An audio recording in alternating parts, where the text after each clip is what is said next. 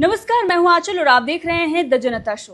भिवाड़ी में मनीषा के साथ जो हुआ और गुरुग्राम में एल्विश के घर पर जो हुआ, उसे देखने के बाद ये कहना बिल्कुल सटीक होगा कि हरियाणा में रहने लायक अब बचा नहीं है, क्योंकि यहाँ पर कोई कानून व्यवस्था है नहीं।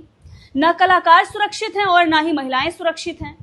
अब बीजेपी की सरकार हरियाणा में क्या कर रही है, किसी को कुछ पता ही नहीं है। एक महिला अपने घर से निकलती है, पढ़ाने जाती है और उसके बाद वो लापता हो जाती है। 5-6 दिन तक उस लड़की का कोई पता नहीं होता है, लेकिन पुलिस प्रशासन सो रहा है, सरकार को भी कोई चिंता है नहीं। बस मोदी जी आए, फोटो खिंचवा लिए, चले गए, हिंदुत्व के नाम पर वोट ले लेंगे, जीत जाएंगे। जनता के काम करने के लिए ये पीछे हट जाते हैं। इससे पहले भी हमने एक खबर दिखाई थी और ये बताया था कि एक लड़की लापता है और करीब एक साल से ज्यादा हो गया है। उसके परिजन परेशान है, मुख्यमंत्री से मिलना चाहते हैं, लेकिन मुख्यमंत्री सच में अनिल विज ने जो कहा था, पता नहीं कौन से उड़न खटोले पर है कि उन्हें कुछ दिखाई नहीं दे रहा है कि जमीन पर हो क्या रहा है। कोई उनसे मुलाकात ही नहीं कर पा रहा है। अब देखिए, विपक्ष ने भी हमला करना शुरू कर दिया है। एक तरफ मनीषा का मामला, दूसरी तरफ एल्विश के घर पर फायरिंग हुई है, कई राउंड फायरिंग की गई है। उसके बाद हुड्डा का भी बयान आया है, चौटाला ने भी इस पर बयान जारी किया है। लेकिन इसमें सबसे बड़ा चौंकाने वाला बयान जो आया है वो खट्टर का आया है। खट्टर हो गए हैं केंद्रीय मंत्री, तो अब लगता है कि उन्हें हरियाणा से कोई मतलब है ही नहीं। हरियाणा की जो जनता है उसकी सुरक्षा को लेकर ज्यादा वो चिंतित नहीं नजर आ रहे हैं। उन्हें चिंता ज्यादा बीजेपी की सता रही है, ऐसा लग रहा है, क्योंकि वो ये बता रहे हैं कि फायरिंग तो हुई है, लेकिन हम जांच करेंगे, उसके बाद देखेंगे कि कोई दोषी है तो उस पर कार्रवाई होगी। मतलब किसी के घर पर जाकर आप फायरिंग कर दें, वो दोष नहीं है। अभी जांच होगी, उसके बाद पता चलेगा कि ये फायरिंग करना दोष था या नहीं था। सुनिए पहले खट्टर का बयान, जिस पर मच गया है बवाल।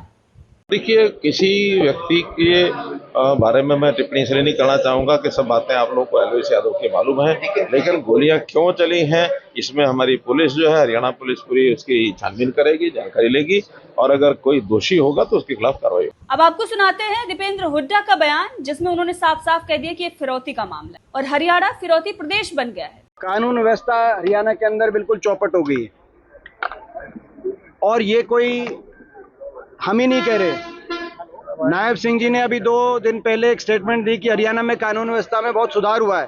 वो खुद सोशल मीडिया पे जाएं। आप लोगों ने जब ये मीडिया के लोगों ने वो स्टेटमेंट डाली तो उसके नीचे जो कमेंट आ रहे थे वो बीजेपी वाले ये कमेंट कर रहे थे सारे कि नायब सिंह जी ठीक ठीक बोलो, आप ठीक ठीक लगा लो। कानून व्यवस्था तो हरियाणा के अंदर, हरियाणा नहीं है, हरियाणा फिरौती प्रदेश बन गया है। देश में अपराध दर में हरियाणा नंबर 1 बन गया है। ये केंद्र के गृह मंत्रालय के क्राइम ब्यूरो के आंकड़े बता रहे हैं। और हरियाणा सरकार द्वारा गठित की गई STF स्पेशल टास्क फोर्स बता रही है कि हरियाणा के अंदर 80 गैंग खुलेआम फिरौतियां मांगते घूम रहे हैं, कहीं विदेशों से, कहीं जेलों से। तो आज डर खुल गया है हरियाणा में, अपराधियों को पुलिस प्रशासन का डर खुल गया है। कहीं ना कहीं पुलिस प्रशासन ऐसा दिखाई दे रहा है कि मुख्यमंत्री जी की बात को गंभीरता से नहीं ले रहा पुलिस प्रशासन। मनीषा की हत्या, क्योंकि पुलिस प्रशासन को पता है कि डोर कहीं और है, सत्ता की डोर कहीं और है, दिल्ली में है, इसीलिए मुख्यमंत्री जी की बात कौन दिल्ली से कौन चला रहा है। अब इस पर चौटाला ने क्या कहा है वो भी आपको सुनाते हैं, सुनिए। पुलिस एक्ट क्यों नहीं कर पाती? इसी मामले में नहीं, किसी भी मामले में एक्ट नहीं कर पाती। तो हरियाणा के एक प्रसिद्ध कलाकार एल्विश यादव के घर पर अब से कुछ मिनट पहले 2 दर्जन राउंड ताबड़तोड़ गोलियां सेक्टर 56 गुड़गांव आते हैं। तो कल्पना कर सकता है, फायर कर करके लोग चले जाते हैं। ना गरीब सुरक्षित है, ना कोई अमीर सुरक्षित है, ना कोई कलाकार सुरक्षित है, ना व्यापारी, ना दुकानदार, ना महिलाएं, ना बेटी।